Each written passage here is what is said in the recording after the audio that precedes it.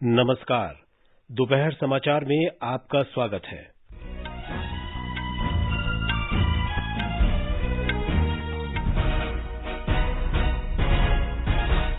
प्रधानमंत्री नरेंद्र मोदी आज गुजरात के गांधीनगर में देश के पहले अंतर्राष्ट्रीय बुलियन एक्सचेंज का शुभारंभ करेंगे।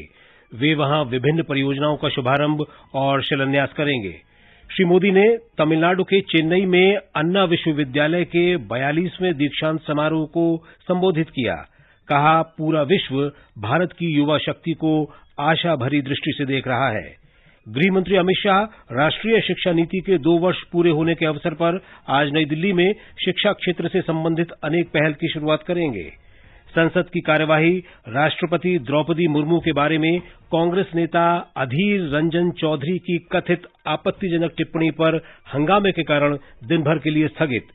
केंद्र सरकार ने तंबाकू उत्पादों के पैकेट पर निर्दिष्ट नई स्वास्थ्य चेतावनी को अधिसूचित किया।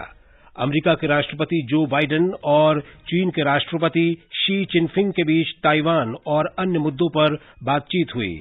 आज अंतर्राष्ट्रीय बाघ दिवस है और बर्मिंघम राष्ट्रमंडल खेलों में आज भारतीय खिलाड़ी कई स्पर्धाओं में हिस्सा लेंगे। महिला हॉकी और क्रिकेट टीमें अपने अभियान की शुरुआत करेंगी।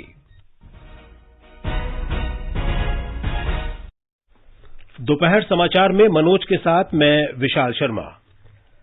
प्रधानमंत्री नरेंद्र मोदी आज गुजरात के गांधीनगर में गुजरात अंतर्राष्ट्रीय वित्तीय प्रौद्योगिकी सिटी यानी गिफ्ट सिटी जाएंगे और भारत के पहले अंतर्राष्ट्रीय सर्राफा बाजार का उद्घाटन करेंगे।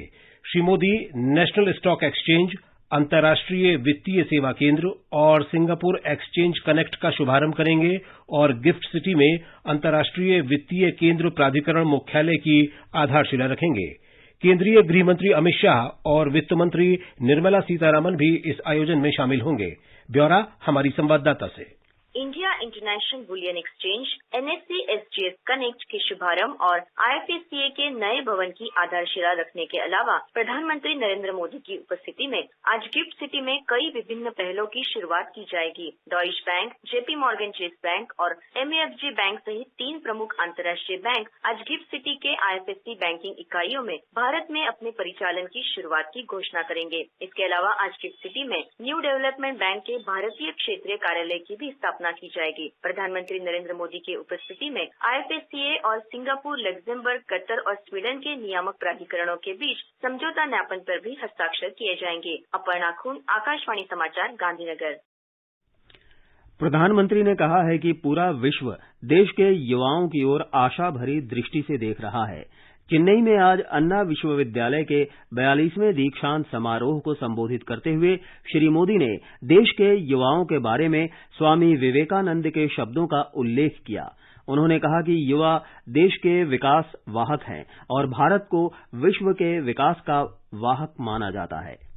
It is not only India that is looking it's youth, the whole world is looking at India's youth with hope. You are the growth engines of the country and India is the world's growth engine. It is a great honor. It is also a great responsibility which I am sure you will excel in. प्रधानमंत्री ने अन्ना विश्वविद्यालय के साथ पूर्व राष्ट्रपति doctor APJ Abdul Kalam के संबंधों की भी चर्चा की। उन्होंने कहा कि कोविड महामारी एक अभूतपूर्व घटना थी और इससे कैसे निपटा जा सकता है, इसकी किसी को कोई जानकारी नहीं थी। प्रधानमंत्री ने इसके लिए वैज्ञानिकों, चिकित्सकों और आम लोगों को धन्यवाद दिया। India face the unknown confidently thanks to its scientist, health care workers, professionals and common people. As a result, today every sector in India is bursting with new life, whether it is industry, innovation, investment or international trade. India at the forefront. Our industry has risen to the occasion. प्रधानमंत्री ने कहा कि भारत ने पिछले कुछ वर्षों में कई क्षेत्रों में महत्वपूर्ण उपलब्धियां हासिल की हैं। श्री मोदी ने कहा कि अंतर्राष्ट्रीय व्यापार में भारत अपनी सर्वश्रेष्ठ स्थिति में है। वो भारत वैश्विक आपूर्ति श्रृंखला में महत्वपूर्ण भूमिका निभा रहा है। In just the last 6 years, the number of recognized startups increased by 15,000%. Yes, you heard that right, 15,000%. From just 417 in 2016, it is nearly 73,000 now. When industry and innovation do well, investments follow. Last year, India received a record FDI of over $83 billion. प्रधानमंत्री ने कहा कि तकनीक के युग में भारत के पक्ष में 3 महत्वपूर्ण कारक हैं: प्रौद्योगिकी के प्रति रुचि, जोखिम उठाने वालों पर भरोसा और सुधार की प्रवृत्ति। उन्होंने कहा कि देश को युवा प्रतिभाओं पर भरोसा है। श्री मोदी ने कहा कि पहले ये धारणा थी कि मजबूत सरकार का मतलब है कि वो सब कुछ और सभी को नियंत्रित कर सकती है, लेकिन उन्होंने इस अवधारणा को बदल दिया है। प्रधानमंत्री ने राष्ट्रीय शिक्षा नीति के अंतर्गत युवाओं को प्रदान की गई स्वतंत्रता तथा लचीलेपन और कारोबार सुगमता के लिए 25,000 नियमों को समाप्त करने का उदाहरण दिया। उन्होंने कहा कि एंजल टैक्स को हटाना, पूर्वव्यापी कर को हटाना और कॉरपोरेट कर में कटौती जैसे उपाय निवेश और उद्योग को प्रोत्साहित कर रहे हैं। ड्रोन, अंतरिक्ष और भू-स्थानिक क्षेत्रों में सुधार कर नए रास्ते खोले जा रहे हैं। प्रधानमंत्री ने विद्यार्थियों को डिग्री मिलने पर बधाई भी दी। उन्होंने कहा कि आज का दिन न केवल उपलब्धियों का दिन है, बल्कि उनके लिए आकांक्षा का दिन भी है। प्रधानमंत्री ने इस समारोह में 69 विद्यार्थियों को स्वर्ण पदक और प्रमाण पत्र प्रदान किए। इस अवसर पर राज्यपाल आर.एन. रवि, मुख्यमंत्री M.K. स्टालिन, केंद्रीय मंत्री एल. मुरुगन भी उपस्थित थे। गृह मंत्री अमित शाह राष्ट्रीय शिक्षा नीति के 2 वर्ष पूरे होने के अवसर पर आज नई दिल्ली में शिक्षा क्षेत्र से संबंधित अनेक पहल की शुरुआत करेंगे। शिक्षा और कौशल विकास तथा उद्यमिता मंत्री धर्मेंद्र प्रधान भी इस अवसर पर उपस्थित रहेंगे। लागू किए जा रहे इन उपायों में डिजिटल शिक्षा, नवाचार, शिक्षा और कौशल में तालमेल, शिक्षक प्रशिक्षण और आकलन सहित सभी पक्ष आएंगे। इस अवसर पर राष्ट्रीय शिक्षा नीति 2020 की अब तक की प्रगति पर भी चर्चा होगी। आकाशवाणी से बातचीत में शिक्षाविद संत चौधरी ने कहा कि नई शिक्षा नीति से कई फायदे होंगे।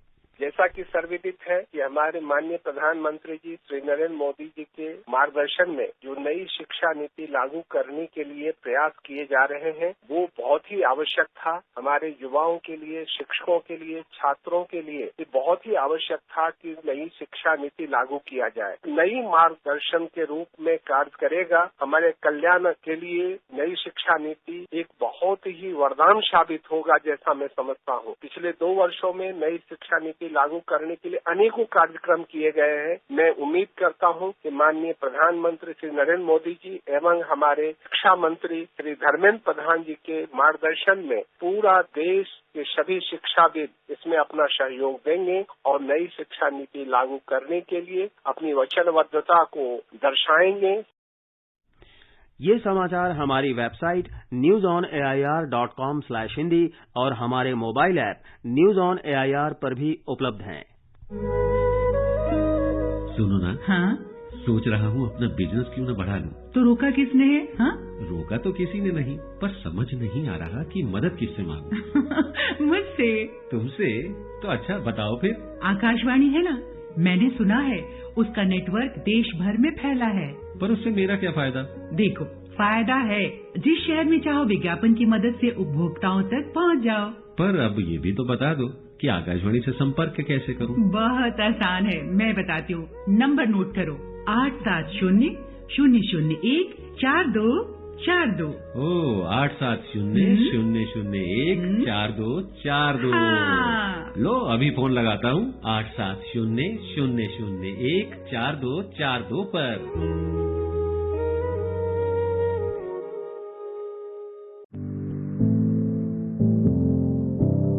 कंपटीशन की अगर आप कर रहे हैं तैयारी, तो उनके लिए ऑल इंडिया रेडियो पर हम लाए हैं अभ्यास, एक ऐसा कार्यक्रम जिसमें आप पूछेंगे सवाल व्हाट्सएप नंबर 9289094044 पर, या फिर ईमेल करेंगे abhyas.airnews@gmail.com पर, और हमारे विशेषज्ञ देंगे इसका जवाब।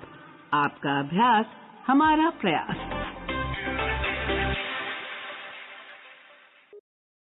दोपहर समाचार में आपका फिर स्वागत है। संसद के दोनों सदनों की कार्यवाही राष्ट्रपति द्रौपदी मुर्मू पर कांग्रेस नेता अधीर रंजन चौधरी की टिप्पणी को लेकर हंगामे के कारण दिन भर के लिए स्थगित कर दी गई है। राज्यसभा की कार्यवाही आज जैसे ही शुरू हुई, उपसभापति हरिवंश ने महंगाई और अग्निपथ योजना को लेकर कांग्रेस, वामदलों और समाजवादी पार्टी के स्थगन नोटिस को नामंजूर कर दिया। इस बीच सत्ता पक्ष के सदस्य श्री चौधरी की कथित आपत्तिजनक टिप्पणी को लेकर नारेबाजी करने लगे। तभी विपक्षी सदस्य सरकार के खिलाफ नारेबाजी करते हुए सदन के बीचों बीच आ गए। उपसभापति ने सदन की कार्यवाही दोपहर 12 बजे तक स्थगित कर दी।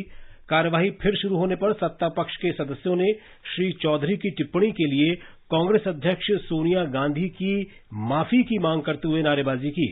इस पर कांग्रेस के सदस्य सदन के बीचों बीच आ गए और पीठासीन अधिकारी के बार बार आग्रह के बावजूद सदन में हंगामा जारी रहा। इसके बाद उपसभापति ने सदन की कार्यवाही दिन भर के लिए स्थगित करने की घोषणा की। उधर लोकसभा में भी कमोवेश ऐसी ही स्थिति बनी रही। इन्हीं मुद्दों को लेकर सदन की कार्यवाही पहले 12 बजे तक और फिर दिन भर के लिए स्थगित कर दी गई। संसदीय कार्य मंत्री प्रहलाद जोशी ने आज भारतीय जनता पार्टी की मांग को फिर दोहराया कि राष्ट्रपति द्रौपदी मुर्मू के प्रति कांग्रेस नेता की अपमानजनक टिप्पणी पर कांग्रेस अध्यक्ष सोनिया गांधी माफी मांगे। संसद से बाहर पत्रकारों से बातचीत में श्री जोशी ने कहा कि अधीर रंजन चौधरी ने जो कुछ किया उस पर माफी मांगने के बजाय वे अपना बचाव कर रहे हैं। एक घोर अपमान है देश का, आदिवासी का एक नेत्री और बेटी को बहुत बड़ा अपमान है, राष्ट्रपति का अपमान है, राष्ट्र का अपमान है। ऐसे अधीर रंजन को जिन्होंने अपॉइंट किया वो माफी मांगना चाहिए। सोनिया गांधी जी माफी मांगना चाहिए। इस बीच अधीर रंजन चौधरी ने आरोप लगाया कि उनकी टिप्पणी के संदर्भ में संसद में उनके खिलाफ की गई शिकायत पर उन्हें स्पष्टीकरण देने का मौका नहीं दिया गया। उन्होंने संसद में श्रीमती सोनिया गांधी को निशाना बनाने का भी आरोप लगाया। इस बीच विपक्षी दलों के सदस्यों ने आज संसद भवन परिसर में विरोध प्रदर्शन किया। कांग्रेस और अन्य दलों ने कल लोकसभा में कांग्रेस अध्यक्ष सोनिया गांधी और केंद्रीय मंत्री स्मृति ईरानी के बीच हुई तकरार को लेकर नारेबाजी की। उनकी मांग थी कि केंद्रीय मंत्री माफी मांगे। दूसरी ओर भारतीय जनता पार्टी ने भी राष्ट्रपति द्रौपदी मुर्मू के प्रति कांग्रेस नेता अधीर रंजन चौधरी की आपत्तिजनक टिप्पणी को लेकर श्रीमती गांधी के माफी मांगने की मांग जारी रखी। आगे बढ़ने से पहले मुख्य समाचारों पर एक नजर। प्रधानमंत्री नरेंद्र मोदी आज गुजरात के गांधीनगर में देश के पहले अंतर्राष्ट्रीय बुलियन एक्सचेंज का शुभारंभ करेंगे।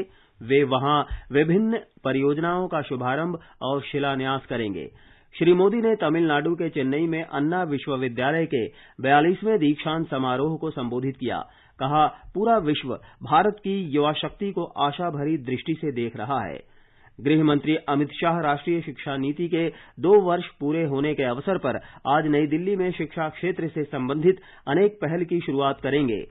संसद की कार्यवाही राष्ट्रपति द्रौपदी मुर्मू के बारे में कांग्रेस नेता अधीर रंजन चौधरी की कथित आपत्तिजनक टिप्पणी पर हंगामे के कारण दिन भर के लिए स्थगित।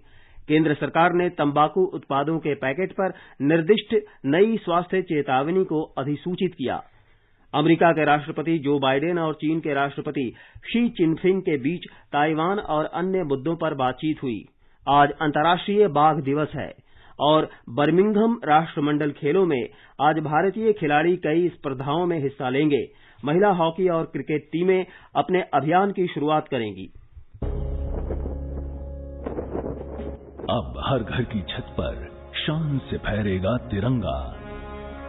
गुनगुनाए जाएंगे नव विकास के गीत। आन बान शान का प्रतीक राष्ट्रध्वज तिरंगा। आइए आजादी के अमृत महोत्सव के पावन अवसर पर इस स्वाधीनता दिवस हर घर फहराते हैं तिरंगा और लेते हैं भव्य और सशक्त भारत के निर्माण का संकल्प। आइए हर घर फहराएं तिरंगा।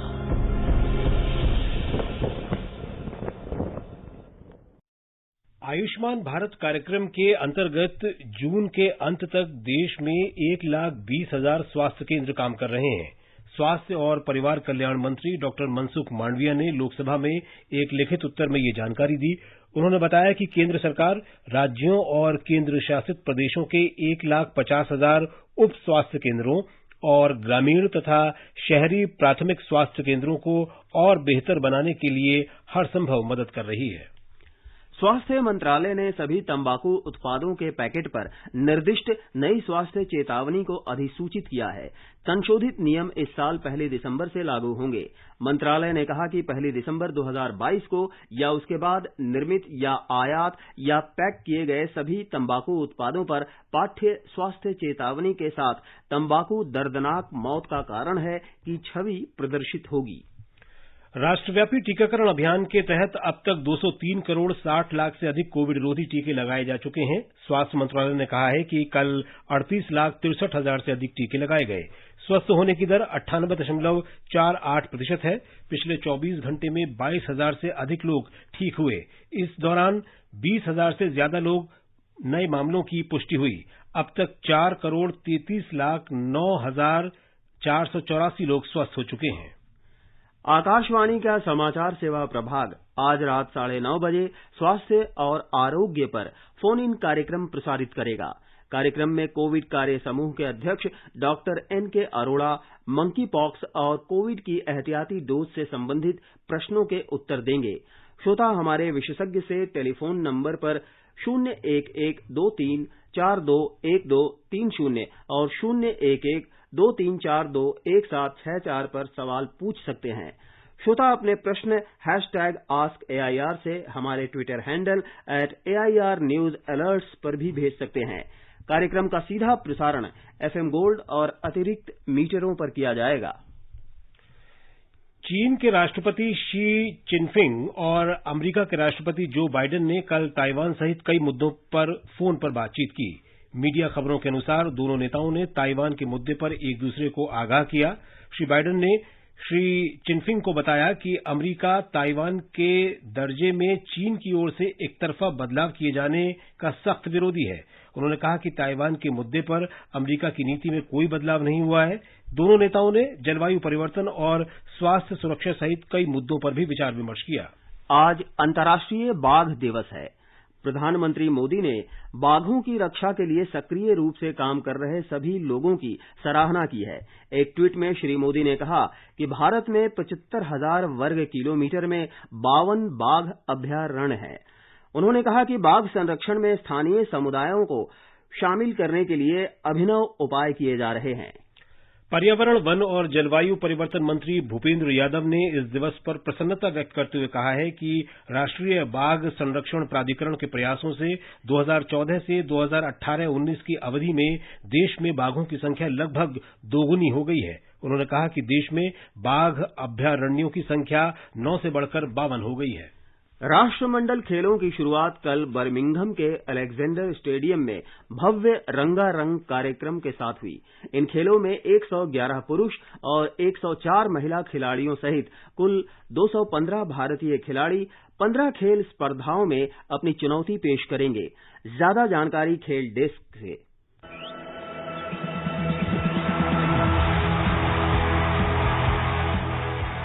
कल बर्मिंघम के अलेक्जेंडर स्टेडियम में राष्ट्रमंडल खेल 2022 की शानदार शुरुआत हुई। 2 बार की ओलंपिक पदक विजेता पीवी सिंधु और भारतीय पुरुष हॉकी टीम के कप्तान मनप्रीत सिंह उद्घाटन समारोह में भारतीय दल के ध्वजवाहक थे। समारोह की शुरुआत मशहूर गायिका समांथा ऑक्सब्रो के इंग्लैंड के राष्ट्रगान की प्रस्तुति से हुई। समारोह में मशहूर कॉमेडियन चार्ली चैपलिन के किरदार को भी दिखाया गया। स्टेलैंड ग्रुप के कलाकारों ने बर्मिंघम के इतिहास को दर्शाते हुए अपनी प्रस्तुति से दर्शकों का मन मोह लिया। प्रिंस चार्ल्स के राष्ट्रमंडल खेलों की आधिकारिक शुरुआत की घोषणा के साथ उद्घाटन समारोह का समापन हुआ। राष्ट्रपति और प्रधानमंत्री ने राष्ट्रमंडल खेलों में हिस्सा ले रहे भारतीय खिलाड़ियों को शुभकामनाएं दी हैं। पहले दिन 16 पदकों के लिए मुकाबले होंगे। सबसे ज्यादा 7 स्वर्ण तैराकी में दांव पर होंगे। ट्रैक साइकिलिंग में 6, ट्रायथलॉन में 2 और आर्टिस्टिक जिम्नास्टिक में 1 स्वर्ण के लिए खिलाड़ियों के बीच होड़ होगी। टेबल टेनिस, बैडमिंटन और स्क्वैश में खिलाड़ी अपना दमखम दिखाएंगे। महिला हॉकी में भारत का सामना घाना से होगा। क्रिकेट में आज ग्रुप ए में भारतीय महिला टीम और ऑस्ट्रेलिया आमने सामने होंगे। सिद्धार्थ सिंह, खेल डेस्क।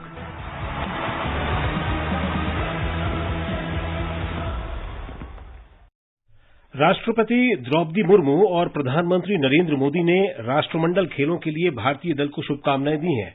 श्रीमती मुर्मू ने एक ट्वीट संदेश में विश्वास व्यक्त किया कि भारतीय एथलीट सर्वोत्तम प्रदर्शन करेंगे और देश को गौरवान्वित करेंगे। एक ट्वीट में श्री मोदी ने विश्वास व्यक्त किया कि सभी एथलीट अपना सर्वश्रेष्ठ प्रदर्शन करेंगे और भारत के लोगों को प्रेरित करते रहेंगे। आकाशवाणी समाचार ने राष्ट्रमंडल खेलों में भाग ले रहे खिलाड़ियों को चीयर करने और श्रोताओं को इसे जोड़ने के लिए राष्ट्रमंडल खेल क्विज की शुरुआत की है।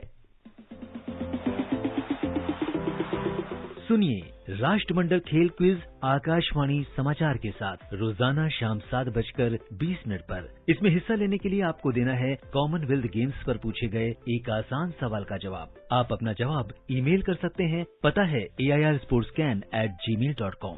विजेता को टीम इंडिया की एक जर्सी भी दी जाएगी। तो देर किस बात की, सुनिए स्पोर्ट्स कैन प्रतिदिन शाम 7:20 पर FM गोल्ड 100.1 मेगाहर्ट्ज और हमारे YouTube channel news on AIR official पर। ये समाचार आकाशवाणी से प्रसारित किए जा रहे हैं। ताजा समाचार जानने के लिए आप हमारे Twitter handle @AIR News Hindi को फॉलो कर सकते हैं। क्या आप वरिष्ठ नागरिक हैं? क्या आपके मन में सेहत, आर्थिक, सामाजिक या भावनात्मक मुद्दों से जुड़ा कोई सवाल है? आकाशवाणी आपके लिए लेकर आया है कार्यक्रम एक कदम और बुजुर्गों के लिए, हर रविवार रात 9:30 बजे FM गोल्ड पर। आप अपने सवाल हमें व्हाट्सएप नंबर 9289094044 पर भेज सकते हैं या इस पते पर ईमेल कर सकते हैं एक कदम और airnews@gmail.com। आजादी का अमृत महोत्सव के हिस्से के रूप में आकाशवाणी समाचार आजादी के तराने शीर्षक से एक कार्यक्रम प्रसारित करता है। ये कार्यक्रम उन देशभक्ति गीतों पर आधारित है जिन्होंने स्वतंत्रता आंदोलन में लोगों में जोश भर दिया था। स्वाधीनता आंदोलन के दौरान भारतीय जनमानस को उत्प्रेरित कर स्वतंत्रता का अलख जगाने और मातृभूमि के प्रति सेवा, समर्पण और त्याग की ज्वाला प्रज्वलित कर देने वाले अमर गीतों पर आधारित विशेष कार्यक्रम आजादी के तराने सुनना न भूलें। FM गोल्ड 100.1 मेगाहर्ट्ज पर प्रत्येक शुक्रवार शाम 4:45 पर परिक्रमा कार्यक्रम के अंतर्गत आजादी के तराने सिर्फ आकाशवाणी पर। आजादी का अमृत महोत्सव के अंतर्गत आइए अब सुनते हैं आकाशवाणी की विशेष प्रस्तुति आजादी का सफर। आजादी का अमृत महोत्सव।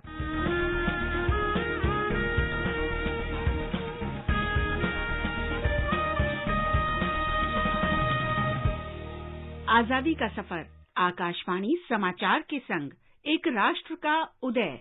भारत का गौरवशाली स्वतंत्रता संग्राम विश्व के महानतम संघर्षों में शामिल है। आकाशवाणी समाचार की ओर से हम आपके लिए हर रोज लेकर आते हैं इसी संघर्ष की एक झलक।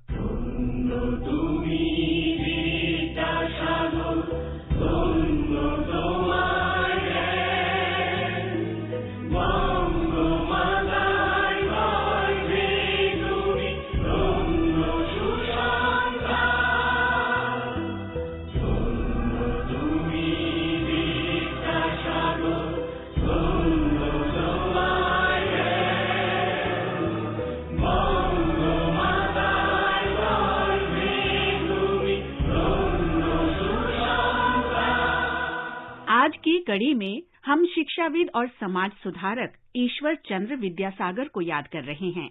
उनका निधन 29 जुलाई 1891 को हुआ था। वे बांग्ला गद्य साहित्य के जनक माने जाते हैं।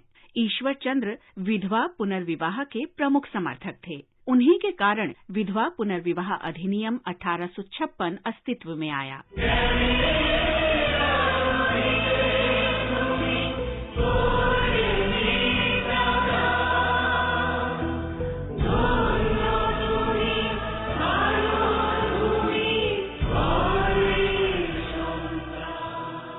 ईश्वर चंद्र ने फोर्ट विलियम कॉलेज और संस्कृत कॉलेज में पढ़ाया और सन 1850 में उसके प्राचार्य नियुक्त हुए।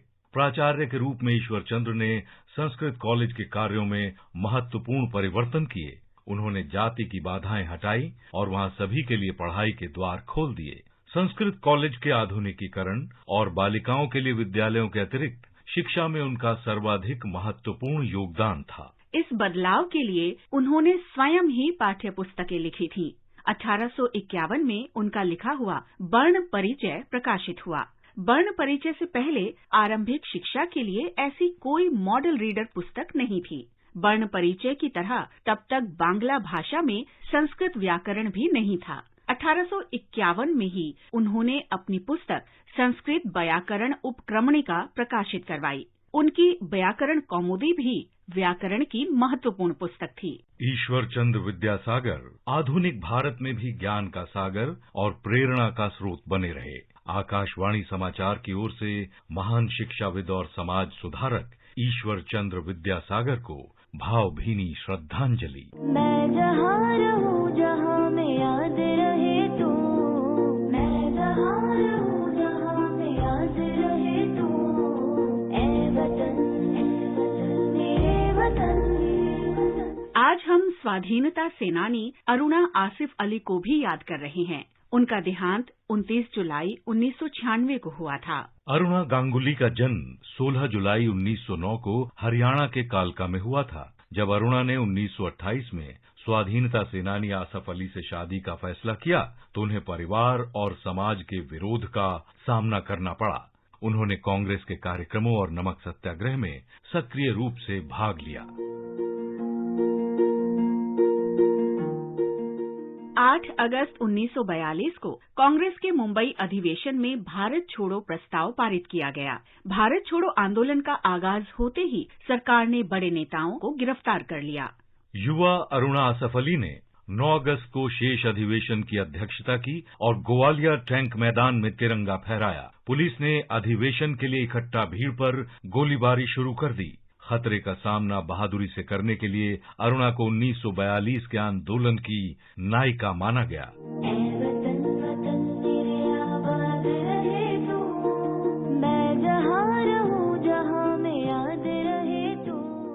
अरुणा को 1958 में दिल्ली की पहली महापौर नियुक्त किया गया। उन्हें 1997 में मरणोपरांत भारत का सर्वोच्च नागरिक सम्मान भारत रत्न प्रदान किया गया। भारत की महान बेटी को आकाशवाणी समाचार की ओर से शत शत नमन।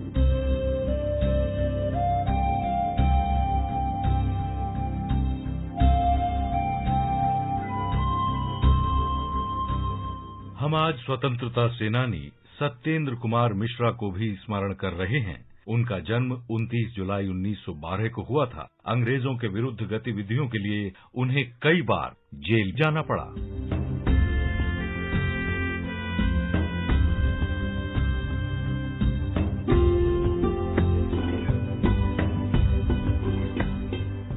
उन्नीस में सत्येंद्र मध्य प्रदेश के जबलपुर में स्वाधीनता आंदोलन में शामिल हो गए। उन्होंने शराब विरोधी अभियान, वन सत्याग्रह और नमक सत्याग्रह में भाग लिया, जिसके लिए उन्हें जबलपुर में कारावास की सजा सुनाई गई। जेल में उन्होंने ध्वज सत्याग्रह में भाग लिया। जेल में झंडे को रंगने के लिए उन्होंने अपने हाथ की नस काट ली और अपने खून से भारत के तिरंगे में रंग भरा। 1942 में भारत छोड़ो आंदोलन के दौरान उन्होंने ब्रिटिश साम्राज्यवाद के विरुद्ध जबलपुर में युवकों का नेतृत्व किया। उनको गिरफ्तार कर लिया गया और 18 महीने तक विभिन्न जेलों में रखा गया। सत्येंद्र प्रसाद जीवन भर लोगों की सेवा करते रहे। 4 अप्रैल 1999 को उनका निधन हो गया। महान राष्ट्रवादी को हमारा नमन।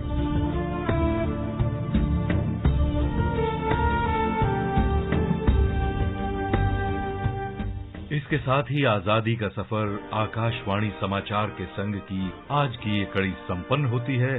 कल फिर मिलेंगे एक नई कड़ी के साथ। और अंत में मुख्य समाचार एक बार फिर। प्रधानमंत्री नरेंद्र मोदी आज गुजरात के गांधीनगर में देश के पहले अंतर्राष्ट्रीय बुलियन एक्सचेंज का शुभारंभ करेंगे। श्री मोदी ने तमिलनाडु के चेन्नई में अन्ना विश्वविद्यालय के 42वें दीक्षांत समारोह को संबोधित किया। गृहमंत्री अमित शाह राष्ट्रीय शिक्षा नीति के 2 वर्ष पूरे होने के अवसर पर आज नई दिल्ली में शिक्षा क्षेत्र से संबंधित अनेक पहल की शुरुआत करेंगे। संसद की कार्यवाही राष्ट्रपति द्रौपदी मुर्मू के बारे में कांग्रेस नेता अधीर रंजन चौधरी की कथित आपत्तिजनक टिप्पणी पर हंगामे के कारण दिन भर के लिए स्थगित और बर्मिंघम राष्ट्रमंडल खेलों में आज भारतीय खिलाड़ी कई स्पर्धाओं में हिस्सा लेंगे। इसके साथ ही दोपहर समाचार का ये अंक समाप्त हुआ। नमस्कार।